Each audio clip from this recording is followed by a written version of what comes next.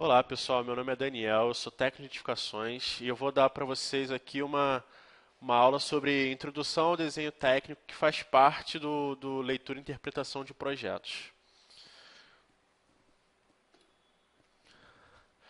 A gente inicia como toda aula, a gente se inicia com a definição do que seria o assunto, né? Do que a gente vai tratar na aula que a gente vai ter no dia. E dentro desse assunto a gente vai abordar algumas normas que são essenciais para o desenho técnico em si, questão de grafia, questão de linhas. Então a gente tem que saber algumas normas, a gente tem que estar por dentro de algumas normas para a gente conseguir elaborar um desenho técnico e mais para frente fazer uma leitura e interpretação de projetos com mais eficiência, né? Aí a gente vai para a definição. Definição de desenho técnico: forma de expressão gráfica que tem por finalidade a representação de forma, dimensão e posição de objetos de acordo com as diferentes necessidades requeridas pelas diversas modalidades da engenharia e também da arquitetura. Ou seja, a gente sabe que para quem trabalha no ramo da construção civil ou então da mecânica, sabe que o desenho técnico é uma peça fundamental para a elaboração de qualquer tipo de peça ou construção, né? A gente sabe que o desenho técnico está inteiramente imerso no meio da engenharia e da arquitetura, né? Utiliza-se de um conjunto constituído por linhas, números, símbolos e indicações, escritas, normalizadas internacionalmente. Essa parte aqui é muito importante, que a gente tem as nossas NBRs, né? Da onde são tiradas nossas NBR do ISO, que são normas estrangeiras e tudo mais. E a gente não tem só desenho de fato no desenho técnico, né, na leitura e interpretação de projetos. A gente tem muito cálculo, a gente tem muito número, a gente tem uma série de fatores aí que compõem o desenho técnico em si. Então a gente se baseia, são normas internacionais que a gente tem, assim como outros setores da construção e da mecânica, a gente também tem normas internacionais que norteiam nossa leitura de projeto e a nossa elaboração de projeto. Linguagem gráfica universal da engenharia e arquitetura. Ou seja, em qualquer local que você for, em qualquer lugar do mundo que você for, o desenho técnico é a linguagem da arquitetura e da engenharia, é a linguagem que vai dar um início ali para uma construção ou para uma peça, no caso da mecânica, né? Então é uma linguagem gráfica universal, não tem distinção de localidade com relação ao desenho técnico, né? Agora a gente vai ver um pouco da semelhança que o desenho técnico tem com a engenharia, a importância que o desenho técnico tem dentro da engenharia, né? Todo o processo de desenvolvimento e criação dentro da engenharia está intimamente ligado à expressão gráfica. Ou seja, tudo que a engenharia faz, desde o cálculo até a construção de um prédio, está ligado à expressão gráfica, né? Está ligado ao meio gráfico para a gente poder elaborar um projeto, para a gente poder dar continuidade a um projeto, para a gente fazer um cálculo de estrutura ou um cálculo de dimensionamento. Então está tudo ligado à expressão gráfica. A engenharia está ligada à expressão gráfica. Aí aqui a gente vê alguns tópicos sobre o desenho técnico, né? Representa o que deve ser executado ou construído. Isso aí é um básico do desenho técnico, é uma coisa assim, é a raiz do desenho técnico, né? Essa representação do que deve ser executado ou construído. A gente tem um projeto, a gente tem uma planta de um local, de um quarto, de uma casa. Então, é o início da engenharia aí, um dos inícios da engenharia do que representa um desenho técnico, né? O que deve ser construído e executado, né? Apresse em gráfico e diagrama que mostra o resultado dos estudos feitos. Isso aqui também o desenho técnico também se baseia em cálculos, né, em diagramas que são elaborados, que tornam viáveis a obra ou não. um cálculo de estrutura, como eu falei, um cálculo de dimensionamento. Então, isso tudo está incluso na parte de desenho técnico, né? Aí tem outro tópico aqui, apresenta soluções gráficas que podem substituir cálculos complicados. Essa parte aqui é muito interessante porque é o seguinte, o cara que fez um dimensionamento de uma viga, por exemplo, ele não vai botar lá pro carpinteiro ou pro pedreiro executar o cálculo, né? O cálculo que ele foi. Não, eu fiz esse cálculo aqui, a viga tem que. Não, vai ser elaborado um desenho em cima desse cálculo para melhor entendimento de quem vai executar o serviço, né? Desenvolve o raciocínio, o senso de rigor geométrico, o espírito de iniciativa e de organização. Isso aqui é mais a parte mais de turma, assim, né, de execução, que a gente tem um senso crítico, né? A gente consegue ter saber o que é certo e o que é errado, né?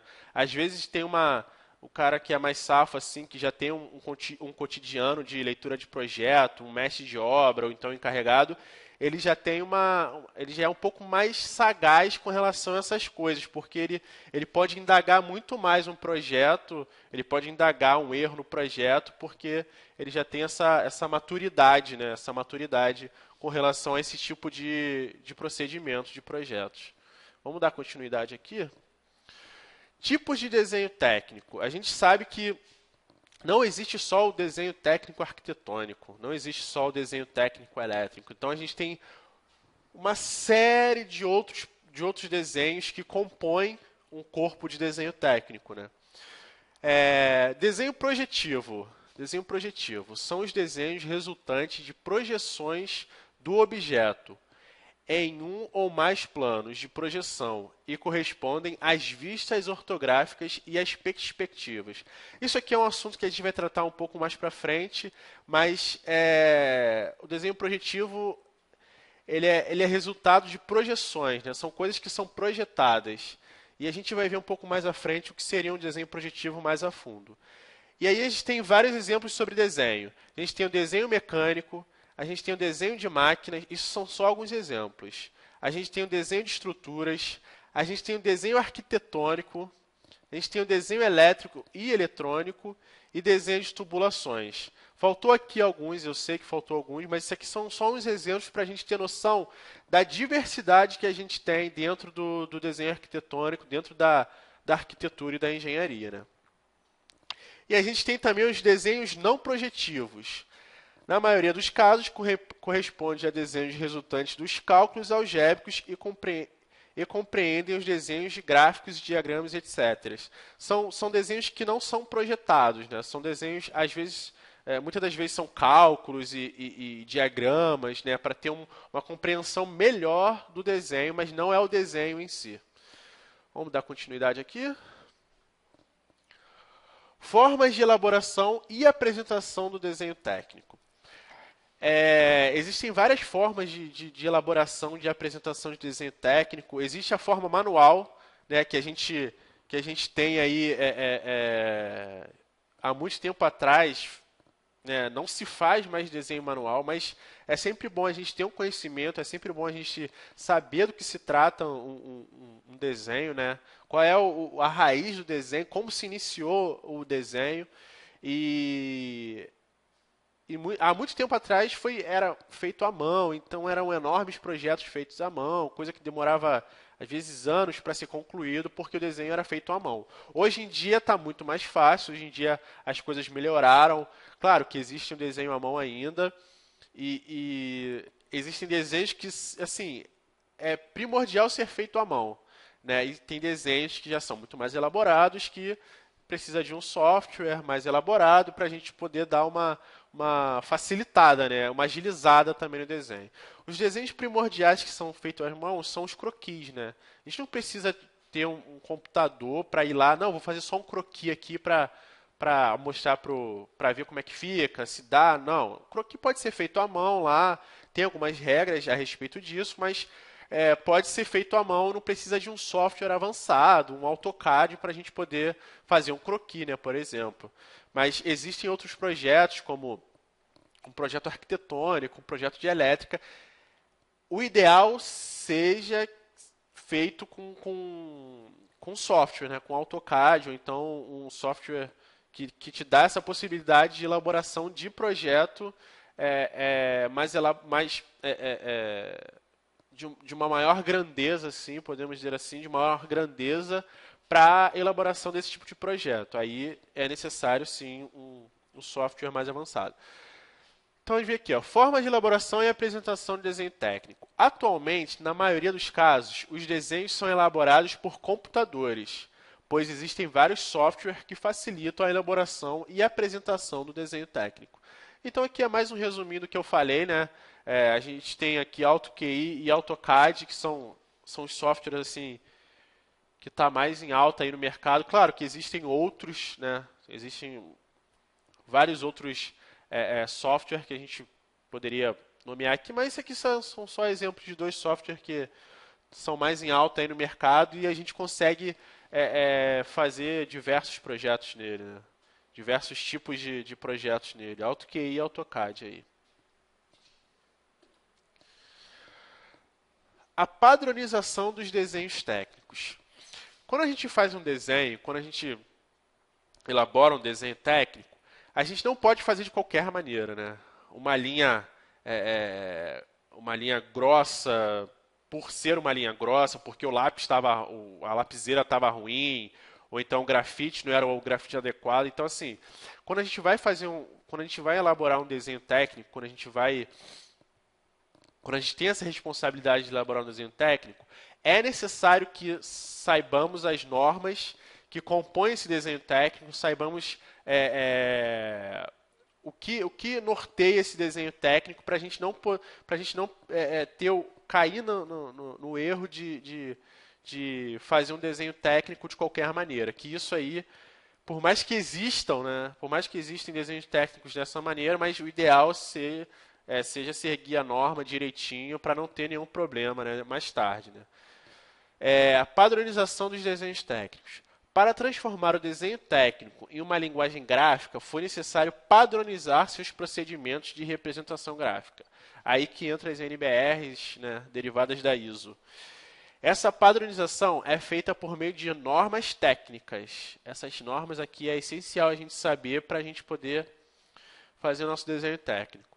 Seguidas e respeitadas internacionalmente. Ou seja, são normas que não são do Brasil, não foi o Brasil que criou, não foi um corpo de arquitetos ou engenheiros que criou essa norma no Brasil. Essa norma é importada, né? A gente pegou lá de fora e trouxe para cá, adaptou a nossa língua e a gente tem as NBRs hoje. Né?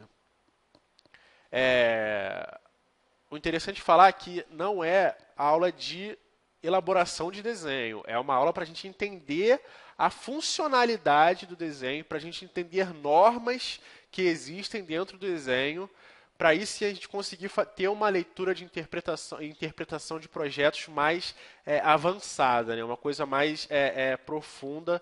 A gente precisa antes passar por certos quesitos, certos procedimentos que é necessário para que seja elaborado um projeto e mais para frente uma leitura e interpretação de projeto. Então, as normas são normas estrangeiras que a gente, né, adequou à nossa língua. A padronização dos desenhos técnicos. Continuando aqui. As normas técnicas que regulam o desenho técnico são editadas pela ABNT, Associação Brasileira de Normas Técnicas. Ou seja, a gente pegou as normas estrangeiras, internacionais, e a ABNT adaptou a nossa língua, né?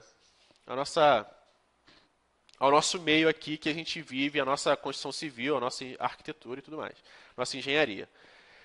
Registradas pela Inmetro, né? As normas são traduzidas pela ABNT, adaptadas pela ABNT, mas são registradas no Inmetro, né? Que é o Instituto Nacional de Metrologia, Normalização e Qualidade Industrial.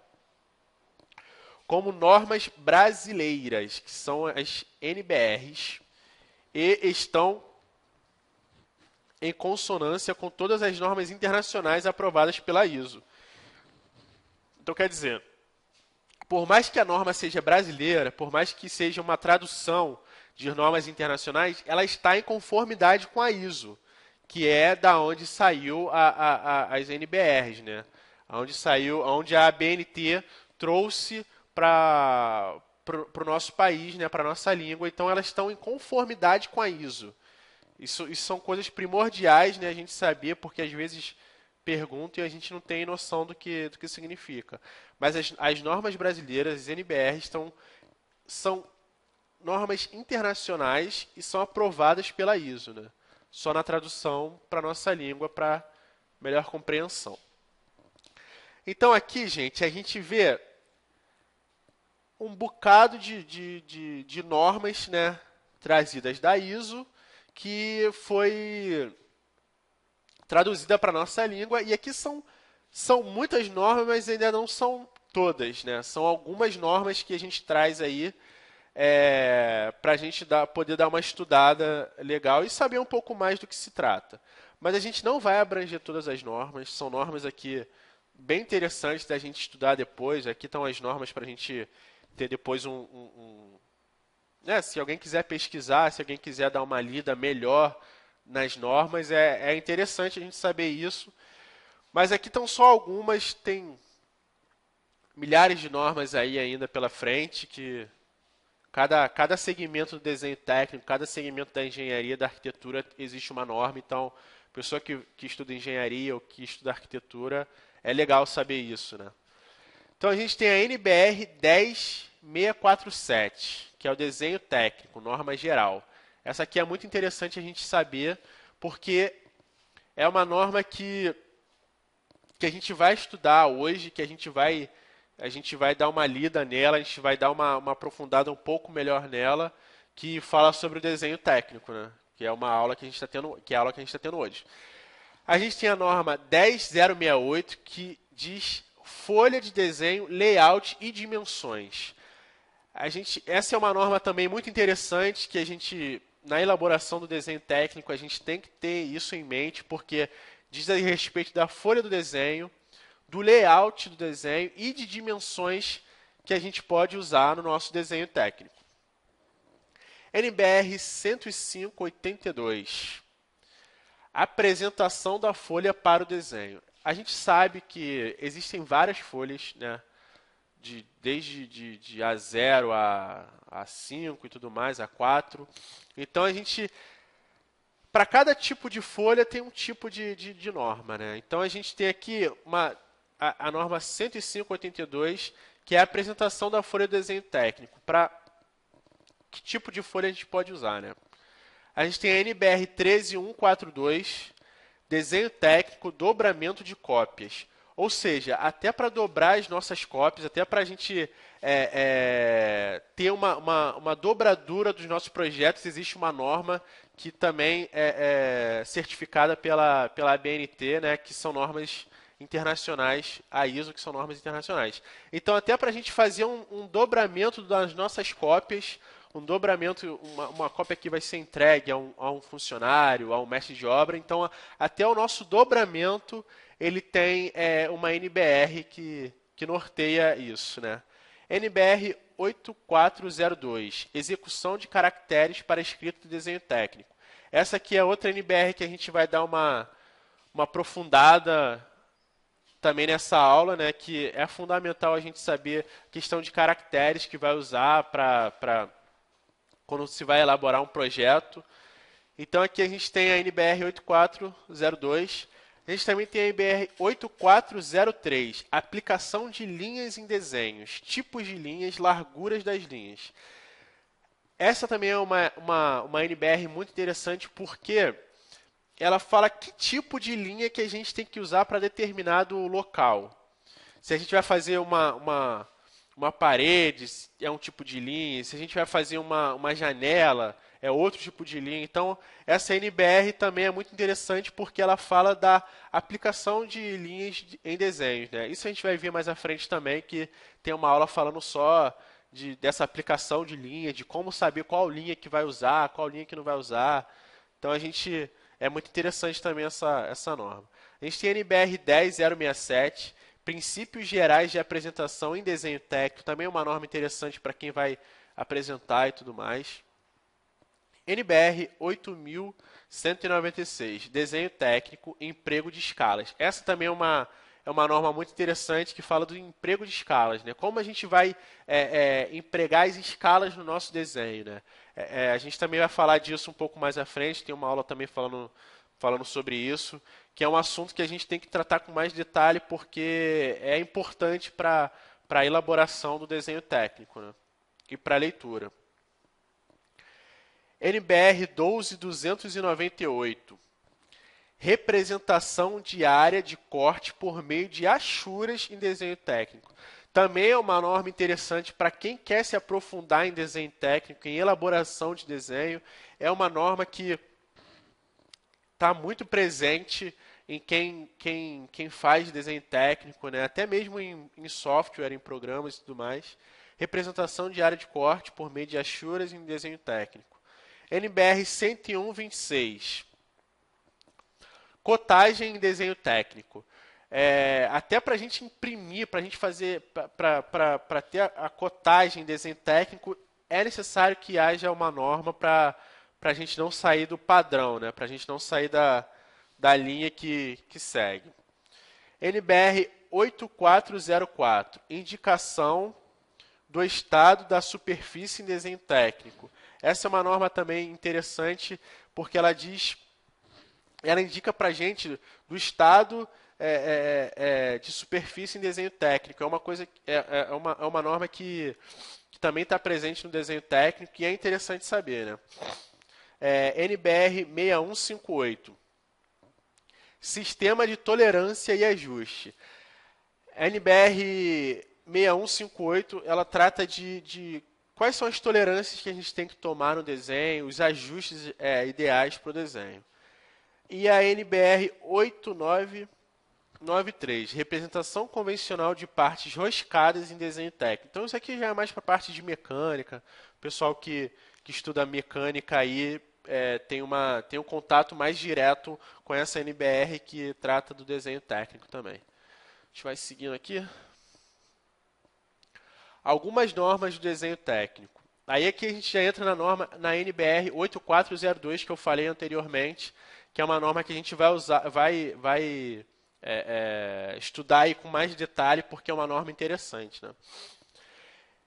Caligrafia, ela trata de caligrafia técnica, execução de caracteres para escrita e representação gráfica. Esta norma tem como objetivo estabelecer padrões para escrita utilizadas em representação gráfica. Ou seja, ela padroniza a escrita. A gente não pode utilizar aqui uma escrita que a gente utiliza no nosso dia a dia para escrever em projeto. Isso aí é totalmente fora de padrão total de NBR. Não tem, sabe? A gente tem que seguir o que foi empregado na norma para a gente conseguir para a gente conseguir elaborar um projeto com mais eficiência. Então, o objetivo dela é estabelecer padrões para escrita utilizadas em representação gráfica. Então, ela padroniza a escrita, né? Aí tem alguns critérios que tem que ser seguido, a grafia técnica tem que ser seguida, né? Que sendo a legibilidade, uniformidade e adequação ao processo de reprodução. Ou seja, a letra tem que ter legibilidade, uniformidade e adequação ao processo de reprodução. Esses são os principais requisitos exigidos para a execução de uma caligrafia técnica em um projeto, né? A regra a serem observadas. Os caracteres deverão ser escritos de forma clara e distintas entre si, evitando erros ou trocar da forma ideal. No processo, essa aqui é muito interessante. No processo de reprodução, deve ser observada a distância entre os caracteres. Ou seja, é necessário que haja uma distância entre um caractere para o outro para que não fique embolado, para que não fique aquela coisa muito junta, né? Que aos olhos assim fica uma coisa muito estranha, né? Às vezes nem é possível ler uma frase com os caracteres muito juntos assim. correspondente no mínimo 2 vezes a largura da linha. Ou seja, cada caractere tem que ter distância de um para o outro, no mínimo 2 vezes a largura da linha. A gente vai estudar um pouquinho, a gente vai ver isso um pouquinho mais à frente, o que seria esse 2 vezes a largura da linha. Vamos continuar aqui. Aqui a gente tem uma observação. Na hipótese da largura da linha diferente, prevalecerá a distância da linha mais larga. Ou seja, se a gente tem no nosso desenho técnico vários tipos de linhas, vai prevalecer aquela linha que for mais larga, né? Para o distanciamento das letras, vai prevalecer aquela linha que tem distância que for mais larga, né? Na execução de letras maiúsculas e minúsculas, deve ser usada a mesma largura de linha, facilitando a escrita. Então, não difere. Letra maiúscula e minúscula vai ter a mesma largura de linha, que aí facilita mais a escrita, né? Por mais corretamente que execute os traços de um desenho, seus aspectos muitas vezes é prejudicado pela incorreção das letras e algarismo. Ou seja, por mais que se executem, por mais preciso que for a execução dos traços de um desenho, às vezes fica prejudicado pela incorreção das letras do algarismo, né? Ou seja, a gente tem que sempre tem que dar uma analisada para ver se está tudo ok, questão de tamanho, de largura e tudo mais. A má execução das letras de um desenho denota sempre o pouco cuidado por parte do seu autor. Quando a gente vai fazer um desenho, quando a gente vai fazer uma caligrafia técnica em um desenho, é necessário que o ambiente esteja limpo, não tenha água. Se você costuma fazer o seu desenho tomando uma água, tomando um café, a gente tem que ter muito cuidado com isso, porque isso pode atrapalhar o nosso desenho, isso pode acabar prejudicando o nosso desenho. Então, assim, sempre que tem uma má execução, às vezes, sempre, né? Sempre não, mas a maioria das vezes por falta de cuidado por parte do autor. Então a gente tem que ter sempre um cuidado maior na questão do desenho em si, quem faz desenho à mão, quem usa, né, escalímetro e borracha. Então tem que se ter sempre o cuidado para a gente não borrar o desenho e não ter uma caligrafia má feita, né? Mas aí vamos continuar aqui. A execução de caracteres usada na representação gráfica é sempre feita de forma desenhada e não com caligrafia comum, como a de uma escrita corrente. Ou seja, a caligrafia técnica ela é uma escrita desenhada. Ela faz parte do desenho. Ela também é um desenho. Então, assim, a gente não pode usar a caligrafia que a gente usa no nosso dia a dia, quando vai numa aula e anotar no seu caderno. A gente tem que usar o padrão que é exigido para essa caligrafia. O padrão que a gente tem nas nossas NBRs para utilização dessa caligrafia. Então, ela não é uma caligrafia comum que a gente usa no nosso dia a dia, né? Ela é uma caligrafia muito mais elaborada. Ela é um desenho, né? Melhor dizendo, ela é um desenho. A execução de caracteres correta, perfeitamente legível e bem desenhada constitui importante condição nas representações gráficas. Para tanto, é necessário treino e prática. Claro que se a gente começar hoje a estudar sobre caligrafia técnica e vocês pegarem na internet ou ter livros sobre caligrafia técnica e começar a estudar, claro que hoje a gente não vai estar 100%, nossa, ficou 100%, ficou totalmente perfeita a nossa caligrafia. Claro que não, claro que isso aí demanda de treino e a gente tem que estar sempre estudando e tendo esse hábito de treinar, que só agrega valor, né, ao nosso desenho, à nossa escrita, e fica uma coisa muito mais apresentável, né? Como naquela escrita sai direitinho, quando o cara já tem uma prática, já tem um certo tempo de prática, a escrita fica muito mais apresentável e bonita de se ver, né? A forma A forma e a proporção de cada letra precisam ser totalmente observadas. Ou seja, você começa com uma letra certinha, lá na NBR, altura certinha, largura. Aí você vai descansando, aí a letra vai diminuindo. Aí depois você acorda e a letra aumenta de novo. Então, quer dizer, a gente tem que estar atento a isso. Se você começa em um padrão, se você faz uma letra minúscula em um padrão, maiúscula em um padrão, a letra minúscula tem que seguir o padrão da letra minúscula. A gente não pode, a letra maiúscula está assim, eu vou fazer. Não, a gente tem que seguir desde o padrão da letra maiúscula, a letra minúscula, espaçamento, o traço. Então, assim, tem que ser totalmente observado do início da sua frase no desenho técnico até o final.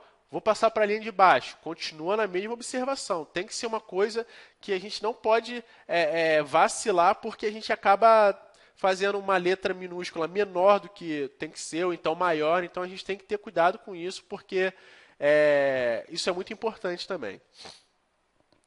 A fim de que a leitura se faça rápida e corretamente e a representação gráfica apresente melhor aspecto. Então aqui está dizendo por que ter essa observação desde o início da nossa escrita, né? Então a gente diz aqui, ó, a fim de que a leitura se faça rápida e corretamente. Se você tem uma grafia, se você tem uma letra, uma caligrafia técnica adequada, você pode ir lá, pegar o seu projeto, pegar o seu desenho feito à mão, com a caligrafia feita à mão, e você vai conseguir entender o que diz aquela frase, o que diz aquele desenho, porque a caligrafia está correta. A gente tem um espaçamento adequado, a gente tem um tamanho de letra adequado. E isso torna a leitura muito mais rápida, né? E a precisão muito melhor do que sendo uma caligrafia de qualquer maneira. E apresenta o melhor aspecto, né? Visualmente ela fica com um aspecto mais bonito, vamos dizer assim. As letras e números usadas em qualquer parte do desenho devem ser verticais ou inclinadas a 75 graus, conforme mostrado a seguir, inclusive tamanho, espaçamento e forma de execução. Então aqui a gente tem a nossa caligrafia na vertical, que é a caligrafia reta, e a gente tem a nossa caligrafia a 75 graus. O que eu prefiro fazer é a caligrafia vertical, porque você fazer uma caligrafia inclinada é um pouco assim, é meio que dar um tiro no próprio pé, né? Porque se você começar com ela inclinada, você vai ter que terminar com ela inclinada. Então, assim, o que eu uso mais, o que é mais corriqueiro para eu usar é a vertical, que é a caligrafia já reta, certinha, não tem problema com relação a grau. Mostramos a seguir, inclusive, o tamanho, espaçamento e a forma de execução. O tamanho do caractere estão diretamente relacionados ao tamanho da folha, ou seja, você tem um tamanho de letra, um tamanho de espaçamento de acordo com o tamanho da folha. Não é feito de qualquer maneira também, né? Então aqui a gente tem uma tabelinha que diz as proporções, as dimensões que a gente vai usar para a nossa caligrafia. Aqui a gente tem um exemplo de como seria essa caligrafia, com todas as anotações que a gente precisa saber. Espaçamento, altura de maiúscula, altura de minúscula. Então a gente tem essa tabela aqui, a gente vai dar uma analisada com calma do que se trata cada valor que a gente tem na tabela. Então aqui a gente começa com a altura das letras maiúsculas, que é identificado com esse Hzinho aqui, ó, que é esse H aqui. Então, ó, e a gente adota esse tamanho aqui de 3,5 para as letras maiúsculas. Porque o que acontece? Na NBR, que diz sobre a NBR 8402, ela diz que as letras não podem ter menos que 2,5 milímetro. Então, se a gente tem uma letra maiúscula de 2,5 milímetro, a letra minúscula não pode existir. porque na NBR diz que a gente não pode ter letra inferior a 2,5.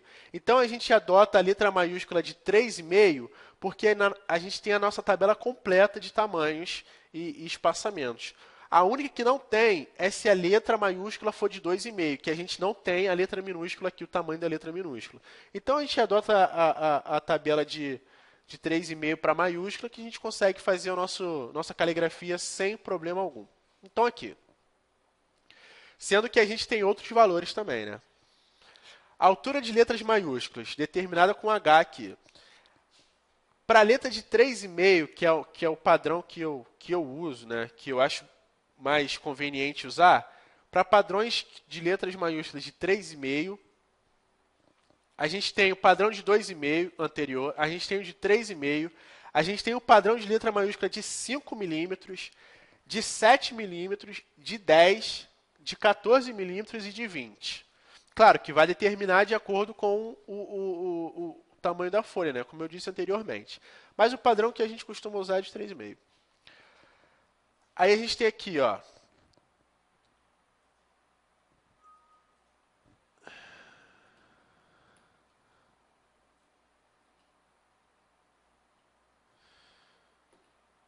A gente tem aqui a altura das letras minúsculas, que é determinado por esse Czinho aqui, ó, que é essa altura aqui, ó, ali próximo ao E ali minúsculo.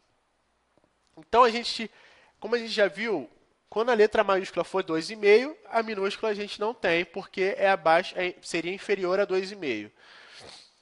Quando a letra maiúscula for 3,5, a gente vai ter uma letra minúscula de 2,5. Ou seja, se você começa a sua frase com uma letra maiúscula de 3,5, a sua letra minúscula vai ter que ter 2,5. Então a gente tem 2,5. Quando a letra maiúscula for de 5, a gente vai ter uma letra minúscula de 3,5. A letra maiúscula 7, nossa letra minúscula 5. Nossa letra maiúscula 10, minúscula 7. Maiúscula 14, minúscula 10, maiúscula 20, minúscula 14.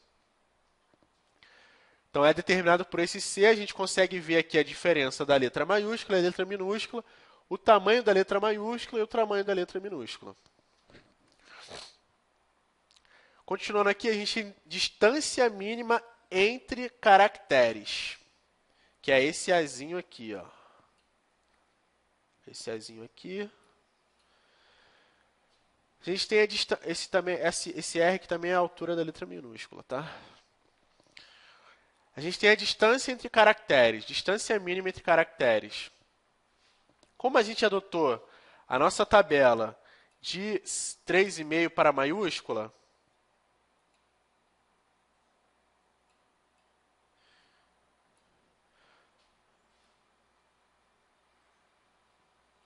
como a gente adotou a nossa tabela de 3,5 para maiúscula, a gente vai continuar nessa tabela aí como padrão.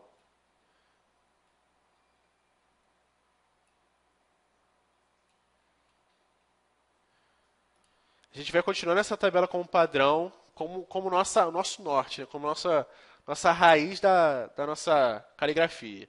Então, continuando aqui, distância mínima entre caracteres. Quando a letra maiúscula for 3,5, nossa letra minúscula 2,5, o nosso distanciamento em caracteres vai ser 0,7 milímetros. Então, é determinado por esse Azinho aqui, ó. O distanciamento desse S para esse O, desse A para esse M, quando a letra maiúscula for 3,5, o nosso espaçamento tem que ser de 0,7 milímetros. Quando a nossa letra maiúscula for de 5, a gente vai ter 1, de 7 vai ter 1,5, de 10 vai ter 2, de 14, 2,5, de 20 a gente vai ter 4. Continuando aqui, a gente tem a distância mínima entre linhas de base. Essas linhas de base são as linhas que a gente tem para a gente iniciar a nossa escrita, né? Que são as linhas que tem em caderno e tudo mais, que a gente também tem que desenhar essa linha. Então, a gente tem a nossa linha aqui, essa linha aqui, ó.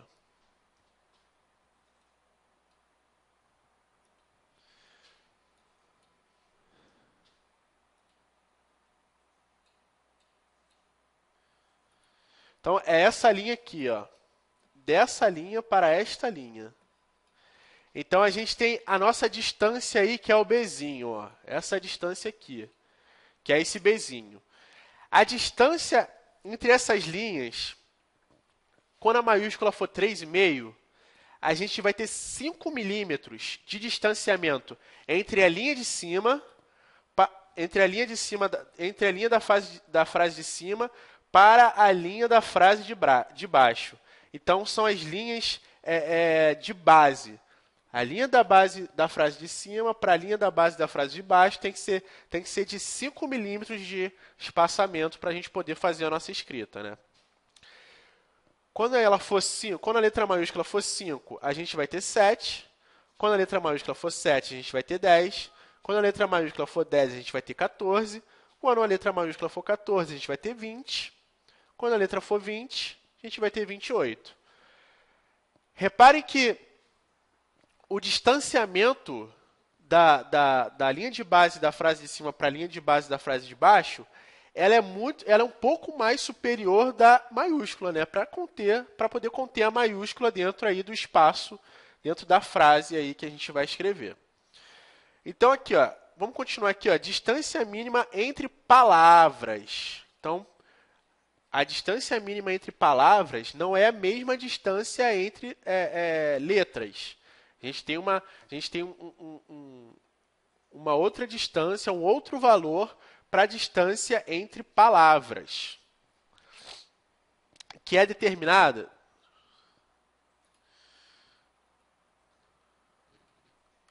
Deixa eu apagar aqui.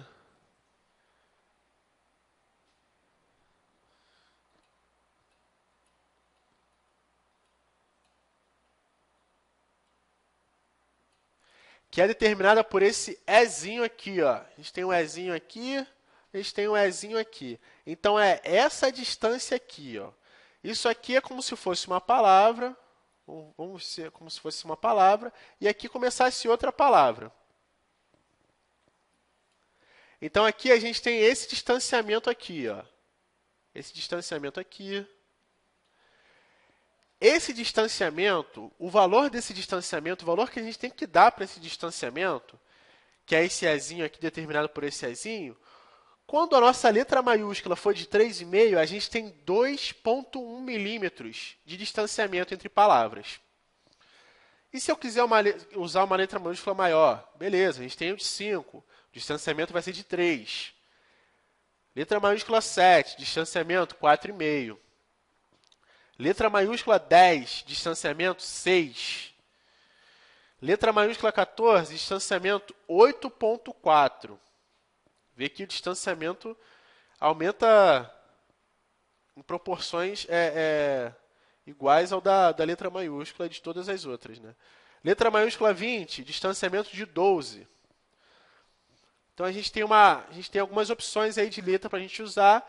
Todas as letras maiúsculas têm a sua definição de minúscula, distanciamento e tudo mais. E isso é muito interessante. E aqui, para finalizar, a gente tem a largura da linha, que é determinado por esse Dzinho aqui. Que é esse... Deixa eu melhorar aqui.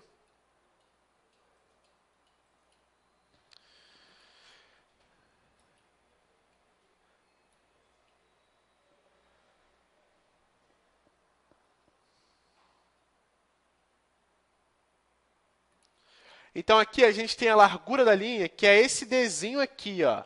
Tá pequenininho aí, mas dá para a gente identificar legal. Esse Dzinho nos mostra a largura da linha que a gente vai usar para fazer a letra. Então, a largura de linha Dzinho. Nossa letra de 2,5, ela vai ter 0,25. Como o nosso padrão que a gente está usando para a explicação é o 3,5, quando a letra maiúscula for 3,5, a gente vai ter 0,35. Nossa letra maiúscula de 5, 0,5 milímetro. Nossa letra maiúscula 7, 0,7 milímetro. Nossa letra maiúscula 10, 1, 14, 1,4 e 20, 2. Então, gente, essas são noções básicas que a gente tem para se elaborar uma caligrafia técnica, para se elaborar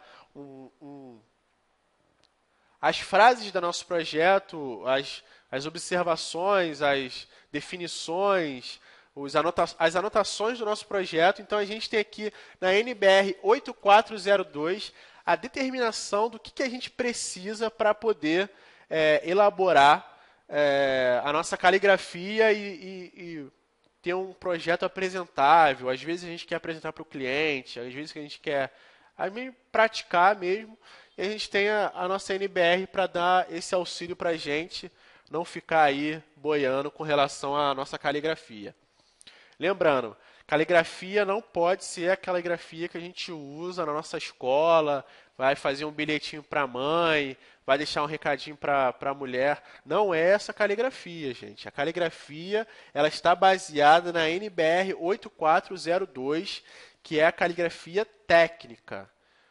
O projeto é um projeto técnico, a caligrafia tem que ser uma caligrafia técnica. Então, sempre que a gente for elaborar, sempre que a gente tiver um trabalho de faculdade ou quiser elaborar um projeto à mão para poder treinar, é necessário saber essa NBR que ela dá o norte para a gente poder ter uma caligrafia técnica. Vamos continuar aqui? NBR 10647 é a norma geral do desenho técnico. NBR 10647. O objetivo é definir os termos empregados em desenho técnico. A norma define os tipos de desenho quanto aos seus aspectos geométricos. Aí a gente tem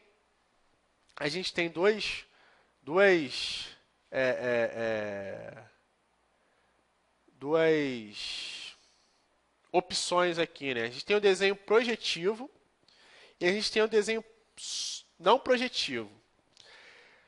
Dentro desse desenho projetivo, desse desenho não projetivo, a gente tem subcategorias que determinam o que é um desenho projetivo e um desenho não projetivo. Esses são os tipos de desenhos, né? Então aqui, ó, vamos ler novamente. Aqui, a norma define os tipos de desenho quanto aos seus aspectos geométricos. São os desenhos projetivos, como eu falei, e os desenhos não projetivos. Quanto ao grau de elaboração, aí a gente tem aqui termos que a gente já conhece, né? Que é o esboço, que é o desenho preliminar e o desenho definitivo. Esse é o grau de elaboração. Aí a gente tem aqui o grau de pormenorização, que são os pormenores do desenho, que são os desenhos de detalhes e conjuntos. E quanto à técnica de execução, se é utilizado à mão livre ou se é utilizado com computador, com aquele software que eu já falei anteriormente, que são utilizados para a elaboração dos desenhos. Então aqui, essa norma, ela nos define o que são desenhos projetivos e o que são desenhos não projetivos. Quanto ao grau de elaboração, quanto ao grau de pormenorização e quanto à técnica de execução. Então a gente vai ter um estudo um pouco mais profundo nesses temas, né? Nesses quesitos. Então vamos lá. Quanto ao aspecto geométrico, desenho projetivo. Vamos começar com o desenho projetivo. Desenho projetivo quanto ao aspecto geométrico. Desenho resultante de projeções do objeto sobre um ou mais planos, que fazem coincidir com o próprio desenho. Compreendendo. Nesses desenhos, nesse aspecto geométrico, a gente tem as vistas ortográficas e as perspectivas. As vistas ortográficas são figuras resultantes de projeções ortogonais sobre plano convenientemente escolhidos, de modo a representar com exatidão a forma do mesmo com os seus detalhes. Ou seja, são as vistas que a gente tem em uma determinada construção, ou um objeto, um quadrado, um cubo. Então, a gente tem as nossas vistas frontal, lateral, superior. Então, a gente tem essa determinação, essas vistas ortográficas são as figuras resultantes de projeções ortogonais, né? São essas vistas que a gente tem no nosso projeto e na construção e peças também de mecânica e tudo mais. E tem as perspectivas, figuras resultantes de projeção isométrica ou cônicas, sobre um único plano, com a finalidade de permitir uma percepção mais fácil da forma do objeto. Então a gente tem as perspectivas também. A gente tem as vistas ortográficas e as perspectivas, que são que estão empregadas ao aspecto geométrico de um desenho projetivo, né? E os desenhos não projetivos? Desenhos não subordinados à correspondência por meio de projeção. Ou seja, desenho não projetivo não tem uma projeção, né? Como o mesmo nome diz, não é subordinado a uma projeção. Por meio de projeção, entre as figuras que constituem e o que é por ele representado. Compreendem em uma variedade de representações gráficas, tais como... Aí aqui a gente vai ver algumas representações que o desenho não projetivo traz para a gente, né? Então, são desenhos que não é por meio de uma projeção. São desenhos, mas não são desenhos projetados, né? Não vem através de uma projeção de um objeto e tudo mais. São elas diagramas, desenhos aos quais os valores funcionais são representados em um sistema de coordenadas. Então, a galera que trabalha mais em parte administrativa, com documentação, então a gente tem a parte dos diagramas, né, que também são desenhos, mas não são desenhos projetados, de fato. A gente tem os esquemas, figura que representa não a forma dos objetos, mas as suas relações a funções. As suas relações e funções. Então, a gente tem os esquemas, a gente tem um objeto e a gente determina a função do objeto, a gente determina a relação que o objeto tem. Então, são desenhos não projetivos determinados por esquemas. A gente tem os fluxogramas. A galera que trabalha aí na parte administrativa conhece bem o que são fluxogramas. Representação gráfica de uma sequência de operações. Ou seja, são representações, são desenhos também que são uma sequência de operações, né? São uma sequência de cálculos e tudo mais. São os fluxogramas, que também são desenhos, né? E a gente tem o organograma. Acho que todo mundo aí que trabalha com obra, que tem um contato com obra aí, já se deparou, já bateu de frente com o organograma, né? E a gente vai ver o que seria um organograma. Quadro geométrico que representa os níveis hierárquicos de uma organização ou de um serviço e que indica os arranjos e as interrelações de suas unidades construtivas. O organograma, para quem não sabe, é aquele desenho que a gente tem aqui. Diretor. Aí quem está abaixo do diretor? Aqui está o gerente. Aqui está o gerente 1, o gerente 2 e o gerente 3. E quem está abaixo deles? Estão os engenheiros e os arquitetos. Engenheiro e arquiteto. Então, esse é um organograma, né? Ele determina as classes hierárquicas de uma empresa, ou então com relação a serviços, né? A gente tem aqui a instalação. Instalação, beleza. Aí a gente tem instalação elétrica, instalação hidráulica e instalação... outro tipo de instalação. Instalação elétrica. Instalação hidráulica. Então, tanto para cargos de empresas quanto para serviços é utilizado o organograma. Isso é muito interessante. Vamos dar prosseguimento aqui. Quanto ao grau de elaboração. Então, aqui a gente tem outra definição e as suas subdefinições, vamos dizer assim. Quanto ao grau de elaboração. Esboço. Acho que todo mundo aí já se deparou com, já fez um esboço na vida, né? Ou no curso técnico, ou na obra, ou na faculdade. E a gente tem uma noçãozinha do que seria um esboço. Representação gráfica aplicada habitualmente aos estágios iniciais de elaboração de um projeto. Ou seja, é um projeto recém-nascido, né? É o ponto de partida de um projeto, é um esboço. Então a gente tem aqui a aplicação habitualmente aos estágios iniciais, que aqui ó, as primeiras partes de um projeto, de elaboração de um projeto, podendo, entretanto, servir ainda à representação de elementos existentes ou a execução de obra. O esboço, gente, como ele sendo um projeto inicial, como ele sendo um desenho inicial de uma obra, ele pode ser, ele pode representar determinados pontos de uma obra. Ele pode representar uma caixa d'água que tem em cima da construção, isso tudo no esboço, né?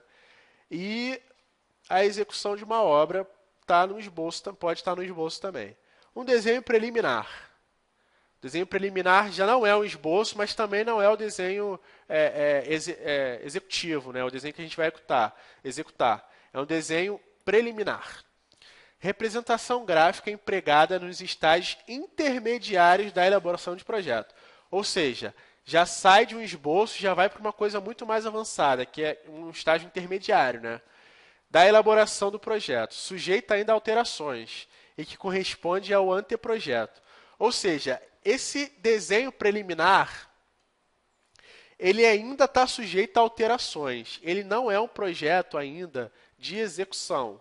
Ele é um projeto para a gente ter um estudo um pouco mais apurado, um pouco mais detalhado da obra, mas ele ainda está sujeito a alterações. Que corresponde ao anteprojeto. Croquis. Desenho não obrigatoriamente em escala. Ou seja, o croquis ele não precisa estar em escala. Você vai fazer um croquis de uma mesa, de uma construção, você não precisa determinar uma escala de um croquis, porque o croquis você não vai utilizar para a execução da obra. Então aqui, ó, desenho não obrigatoriamente em escala, confeccionado normalmente à mão livre. Então aqui, ó, a gente tem aqui, ó, uma observação interessante, que ele é elaborado à mão livre. Você não precisa de um software, de um computador para fazer um croquis, né? Ele pode ser elaborado à mão livre, não tem problema nenhum com relação a isso. E contendo todas as informações necessárias para a sua finalidade.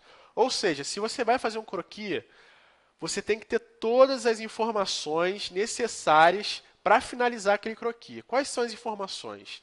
Dependendo do tipo de croquis que você vai fazer, se você for fazer um croquis para uma construção civil, você tem que ter as medidas nesse croquis, com relação a nível de piso. Então, assim, você tem que ter todas as informações necessárias para finalizar esse croquis, né? E aí a gente tem o desenho definitivo. O desenho definitivo é aquele projeto que a gente sai para execução, né?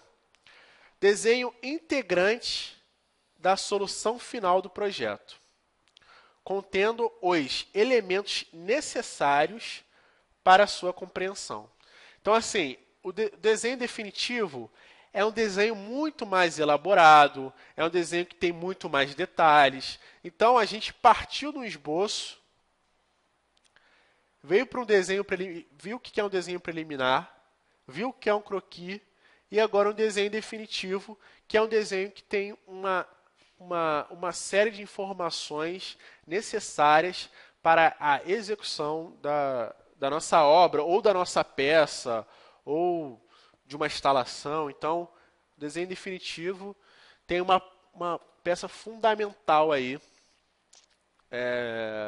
no desenho técnico. Aqui a gente tem uma outra categoria que é a pormenorização. A gente tem o desenho de componentes, desenho de conjunto e o detalhe. Desenho de componentes. desenho de um ou vários componentes representados separadamente. Então, aqui, a gente tem um desenho que representa vários componentes, né? Ou apenas de um. E aqui a gente tem um desenho de conjunto. Desenho mostrando reunidos componentes que se associam para formar um todo. Ou seja, são componentes que são elaborados de formas diferentes e que nesse desenho eles são unidos, que formam um conjunto, que aí associam-se, né? Eles se associam, que dão a forma a um desenho num todo, com todas as peças ali já alocadas direitinho. E a gente tem um detalhe. Um detalhe interessante também, que é a vista geralmente ampliada do componente ou parte de um complexo. Em um projeto arquitetônico ou de instalação, a gente tem aqui o nosso projeto. Aí vamos supor que seja um projeto de esgoto, né? Aqui a gente tem o nosso vaso, aqui a gente tem o nosso chuveiro, aqui a gente tem uma pia, né? Nessa parte aqui, a gente tem o nosso esgoto que vem para cá, nosso esgoto que vem para cá e nosso esgoto que vem para cá e sai, né, para o projeto externo para ir para o esgoto da rua. Sendo que, para eu fazer essa parte aqui, eu não consigo fazer ele somente com planta baixa, né? Eu tenho que ter um detalhe do que se trata, um detalhe do que é aquela instalação. Aí a gente consegue fazer um detalhamento, uma instalação muito mais precisa, né? Aqui a gente tem o nosso vaso e aqui a gente consegue ver a tubulação que sai dele, na parte de hidráulica, na parte de pia.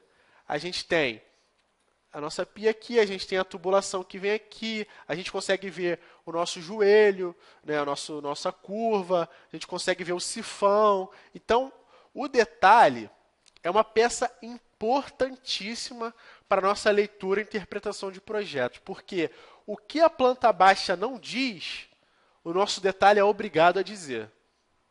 Então, é fundamental também que conheçamos o que seria um detalhe. Qual é a definição de detalhe?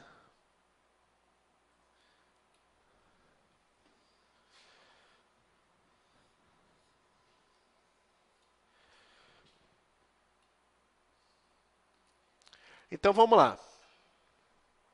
Vista geralmente ampliada do componente ou parte de todo um complexo.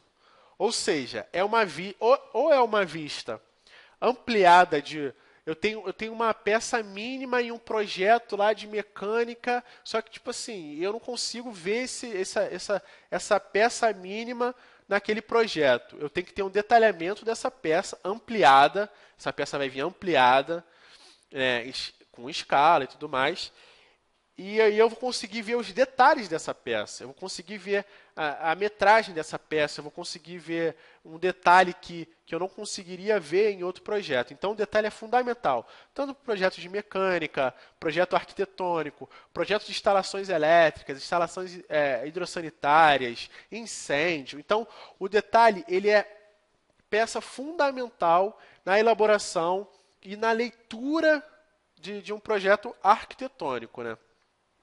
Então, a definição é essa, vista geralmente ampliada de um componente ou parte de um todo complexo, né? Isso aí o detalhe é importante e a gente vai estudar mais à frente, a gente vai ver com maior rigor os detalhes e tudo mais, como elaborar um detalhe, como se ter um detalhe. Então, é muito interessante. Aqui a gente tem outra definição que é quanto ao material empregado. Então, assim, desenho executado a lápis, giz, carvão ou outro material adequado. Então, a gente tem aí, além dessa, a gente tem outras séries de materiais que a gente utiliza para fazer um desenho. E essa NBR, a gente tem essa definição aí de todo o material para execução do desenho. Essa NBR também nos dá um suporte assim. Técnica de execução. Se executado manualmente, né, o desenho técnico que a gente executa manualmente, um croquis ou um esboço, então essa NBR também nos dá essa direção. Executado manualmente ou com instrumentos, né, que a gente utiliza alguns instrumentos para execução, ou a máquina, que aí a gente volta a falar daquele software que a gente tem, AutoCAD, AutoQI, que são softwares que auxiliam a gente à execução de um desenho. Quanto ao modo de obtenção, ao modo original, que é o desenho matriz, que serve para reprodução, ou seja, eu vou pegar um desenho que eu já tenho, vou reproduzir ele, que aí a gente obteve de modo original, né, que foi do desenho original. Ó, reprodução do desenho obtido a partir do original, por qualquer processo compreendendo. Aí a gente tem aqui algumas definições do que seria esse meio de obtenção, né? Reprodução do desenho obtido a partir do original, por qualquer processo compreendendo. A. Cópia. Reprodução na mesma escala do original. Então a gente tem aí a definição de cópia para esse tipo de desenho, de obtenção de desenho original, se tratando de cópia, né? É uma reprodução com as mesmas escalas, as mesmas definições, o mesmo tamanho. Então, esse seria a cópia. B. Ampliação. Reprodução maior do que a original.